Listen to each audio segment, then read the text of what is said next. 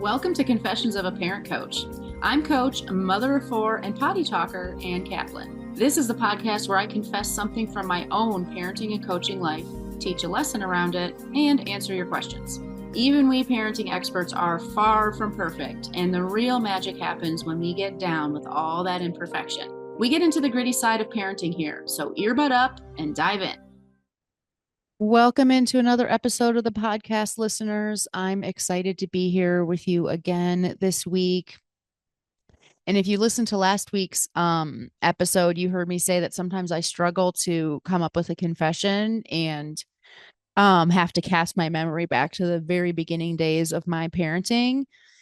Now, today's confession is back to the beginning days of my parenting, but it's not because I had to dig deep for it. It's because this was like one of the very first parenting lessons I ever learned, and it was really profound for me. And it had to do with my baby sleeping through the night.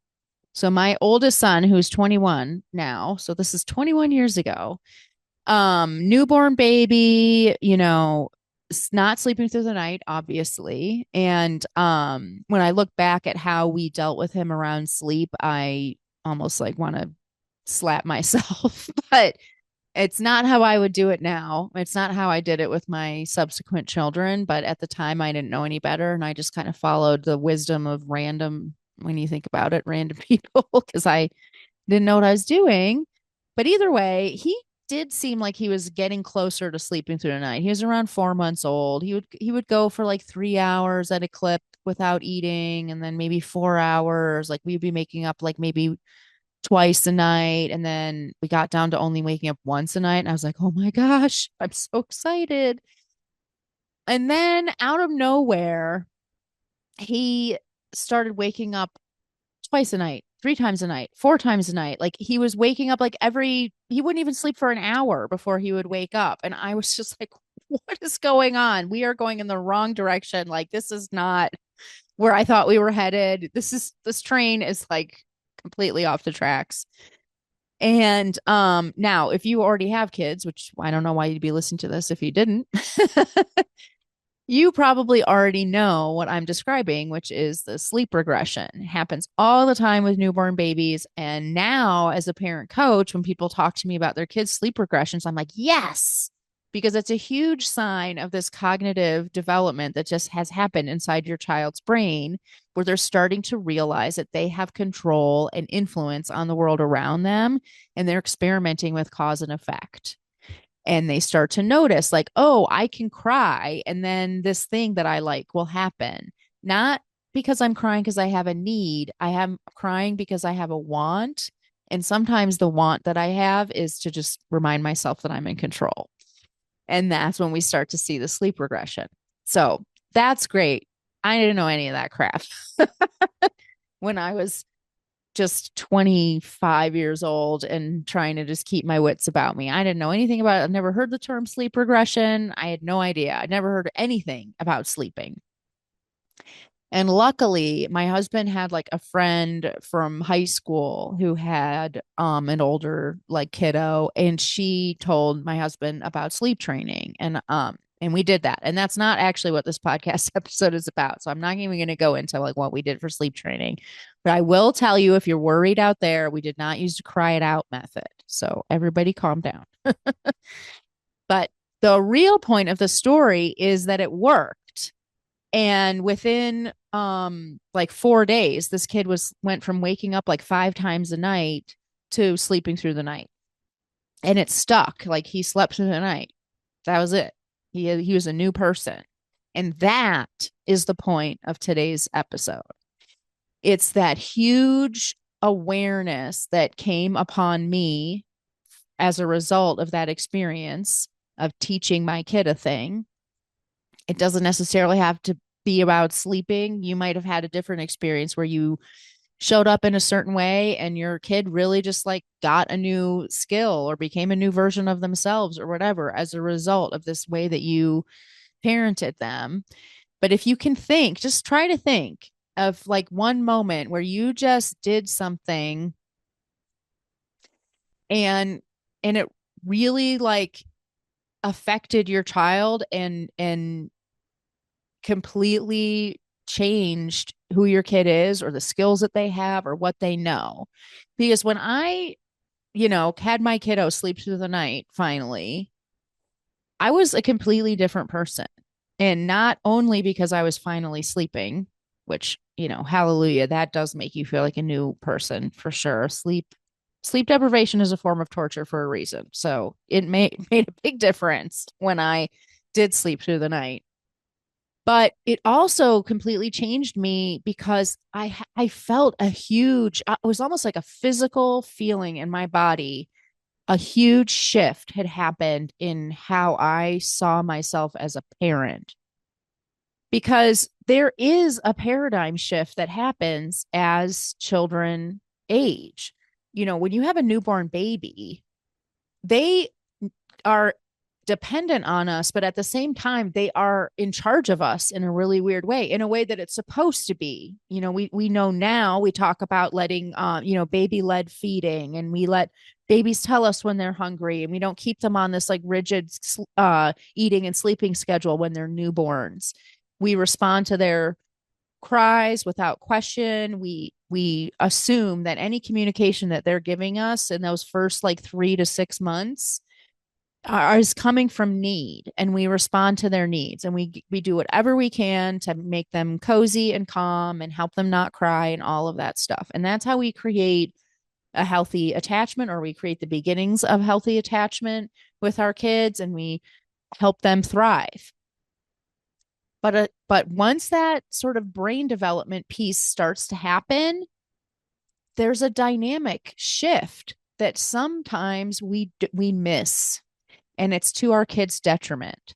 Because as our kids develop beyond that, like survival communication, they're communicating for other things, like just need, instead of just needs, it's wants and things like that. And they develop beyond just pure dependency on us. They're starting to actually have a relationship, you know, and these elements of this more complex reciprocity and give and take starts to emerge. And once our kiddo is in that new sort of stage of development, which, like I've been talking about, it happens early, those 4 to 6 months, definitely by 1 year old, they really can't be in charge anymore. We have to step into the leadership role in the relationship until they get much older and are ready to kind of have a little bit more control. So for me personally, that sleep moment, that sleep training was my first experience of that shift, where I had to do something hard. He didn't want to sleep through the night. He didn't want to be in his bed, all of those things. It was hard. And I had to hold a boundary, and had to hold firm in, no, this is the way we're doing it. And obviously in a way that's like healthy and not traumatic and all that good stuff, and emotionally attuned. We always talk about emotional attunement on this podcast in terms of authoritative parenting and everything. It was the first moment, was really the first time with my son where I held a boundary with him. And as a result, he learned a new skill that he would use for the rest of his life.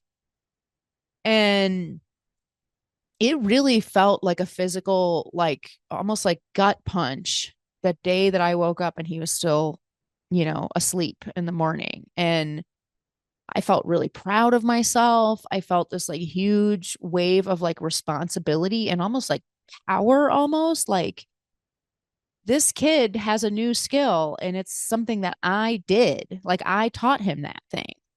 And now he has something in his tool belt that he didn't have before. And it's not that I gave it to him. He had it all along, but the container that I created by holding the boundary and believing in him and all of that stuff is what helped him gain an awareness of that ability that he had. And I just really was struck just in such a visceral way by how profound and real, like this sense of like extreme sacred duty that parenthood entails. And and I really, it was a turning point for me in terms of like taking my parenting extremely seriously and just seeing myself as more than a caretaker, as a parent We obviously are caretakers, but we're also teachers, leaders, mentors, guides. And I just really felt that so profoundly from that experience. And I really wanted to step into that role, like, you know, absolutely both feet on the ground, like absolutely with intention and awareness. And so my question for you today is, what's your memory of a moment like that for you where you just were struck with that sort of shift of going from caretaker to much more as a parent, or that shift of like sticking with a boundary or holding firm in something and watching your child level up into that new container that you've made, and just really feeling that awesome power and responsibility of parenting. And then the other question I have for you is, have you made that shift fully? Have you shifted fully from my kid is in charge to I'm in charge? And when I say I'm in charge, I do not mean my kids have to do what I say. I'm in control of them. They're puppets, nothing like that at all, but that I'm the leader in that parent child relationship. And I would say now that I have older kids, like my 21-year-old and I have a 19-year-old, those guys are kind of shifting even into this place where I'm not the leader in our relationship anymore, and I'm not supposed to be. But for the bulk of that really intense parenting time, we're supposed to be in charge. So are you? Are you in charge? Have you completely made that shift? And I can tell you, especially with parents of toddlers or young school age children, it happens to me all the time, where when I tell this story about this shift, from my kid being boss to me being boss, they realize like, I didn't ever make that shift. Like I have been, going from this healthy place of my child is communicating with me and I'm following their lead, like we have to do in that first 3 to 6 months. That's continued, and now it's not healthy anymore. Now I just have a little tyrant who's running the roost. And if that's you, zero judgment. First of all, you're in really good company. Second of all, it's really understandable that happens to so many people, that we don't realize that we just have sort of like flowed forward into this place where like the dynamic hasn't evolved with the age of our child. And by the way, that happens many times in other ways. Like there's often shifts that happen as our children evolve. And it happens all the time where our kid grows beyond where we're at and we're sort of left behind being like, wait a minute, I'm still treating you like a 10-year-old, but you're 15. So that's super normal. And you know what? That's the work that somebody like me does, is to help you not just learn new parenting skills, although that's profoundly important, but also to really have that more like internal, almost like philosophical change and alignment to who your kid is and what's appropriate for this age in their life and what this stage requires from you, in a way that's not just logistical, do this, don't do that, but also deep and embodied and immersive.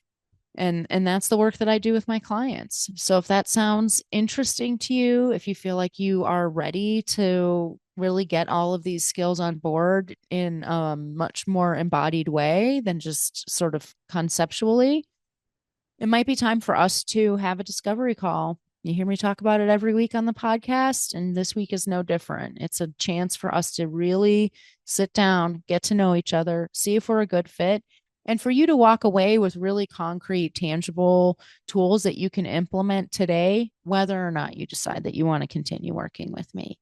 So I hope to see that pop up in my calendar. I hope that today's episode was really helpful for you, and I can't wait to talk to you again next week. The episode is over, but there's more waiting for you. You can grab my free workbook, Getting Kids to Listen the First Time, that walks you through the fundamental principles I teach all of my clients and applies them to this very universal parenting challenge. So if you're sick of repeating yourself all day long or just want to learn more about my style, you'll definitely want to go to bit.ly/kidswholisten. And if you're ready to work with me, let's meet. Set up a free call at bit.ly/KaplanCall, and let's create an action plan that gets you exactly where you want to go.